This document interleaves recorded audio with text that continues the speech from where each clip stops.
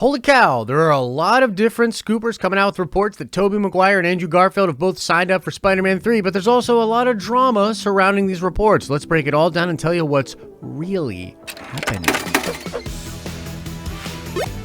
What's up, everybody? It's Josh. Welcome back to the channel. Smash that like button. Let's get right into this report. Right off the bat, I want to say I am not taking sides in this crazy scooper war and battle that is currently going on about this scoop with regards to Tobey Maguire and Andrew Garfield. Frankly, I don't really care who got the exclusive or who's actually got the sources. To me, there's so much smoke here from all these different reports that I'm just glad it's happening, and I want to speculate about how cool it's going to be. But we are going to get into what is happening with the different reports and who's saying what. But again, we're Switzerland over here. We're not taking sides. Nobody knows exactly what's going on, but we will speculate about it. This all began with an exclusive by Andy Signore over from Popcorn Planet. This exclusive was ran on fandomwire.com. He has some association with this website. Now, it says here, a Sony source closely involved with Spider-Man 3 has confirmed that both Tobey Maguire and Andrew Garfield have signed on to reprise their respective Spider-Man roles next to Tom Holland's Peter Parker. And it says here, without getting into too many plot secrets, the recently announced edition of Doctor Strange is the conduit in bringing these three Spider-Men together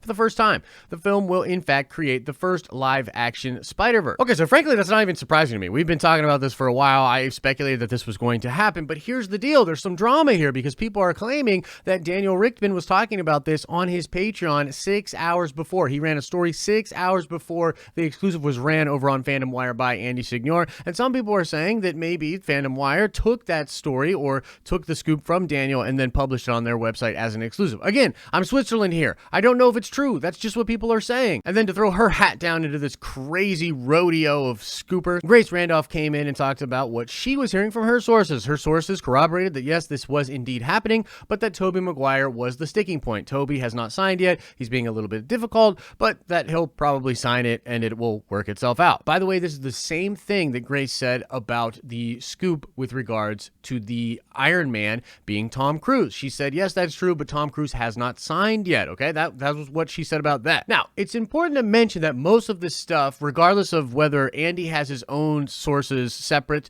or if he was getting some information from Daniel Richtman, regardless, a lot of this stuff does end up coming from Daniel Richtman. Daniel Richtman continues to be great with the scoops. He's been talking a lot about this multiverse stuff, seems to have his finger on the pulse of what is going on there. And so, just to fully explain what is happening, there is multiple people, multiple good scoopers talking about how this is a thing. Sony wants it, Marvel wants it, all the actors want it. Tobey might be playing a little bit of hardball, who knows, but he'll likely sign anyway. Now, as far as the truth of this whole thing and what I think is actually happening here, I believe it or not, because this might sound crazy, I actually believe Andy Signore's report, and I actually believe Fandom Wire's report, and here's why. Because in a lot of these situations, like I always go back to the Ben Affleck thing, okay?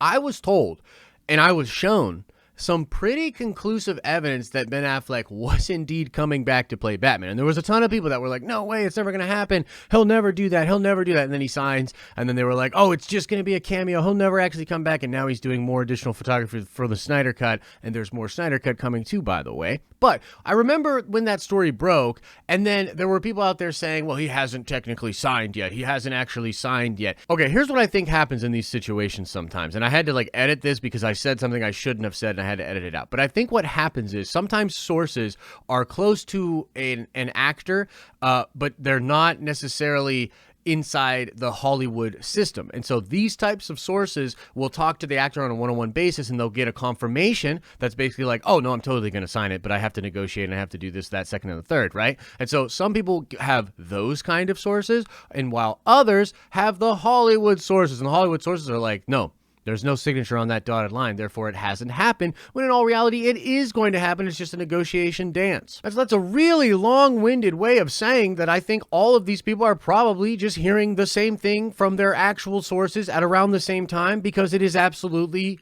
happening. It's a real thing. It's totally going to happen. We're going to see Andrew Garfield and Tobey Maguire in Spider-Man 3. The live-action Spider-Verse is coming.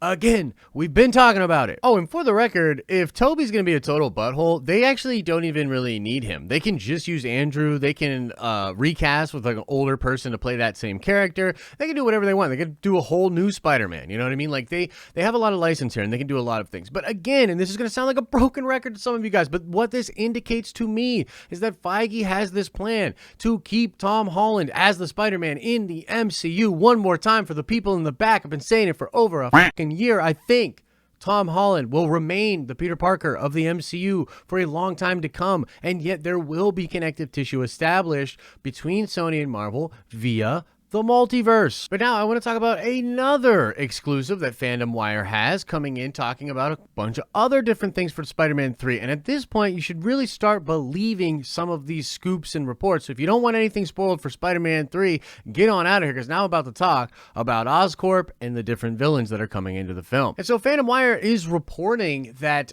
Kraven the Hunter and the Green Goblin will be in this film. It's unclear on whether or not this will be Willem Dafoe as the Green Goblin, and we don't know exactly who is going to play Kraven the Hunter, but we've known that the Kraven the Hunter thing was something Feige wanted for a long, long time, and so that will likely be the case. They're going to be setting up Sinister Six. Oh, and here's an interesting thread for everybody. If we're really doing a Spider-Verse, would Sword not be involved? I mean, technically Sword was involved with what they assumed was a multiversal thing going on with Mysterio in Far From Home. This was the whole Talos Nick Fury situation. He's building the Sword base out in space. Oh, and by the way, Sword also pops up in WandaVision, which is said to kick off this crazy multiverse trilogy, which will then go into the Spider-Man movie. So we can bet that Nick Fury and Sword will play some kind of a role in this Spider-Verse film as well. And Oscorp is totally on the menu, ladies and gentlemen. Oscorp will officially be revealed in this movie, according to Fandom Wire, and I have heard much the same.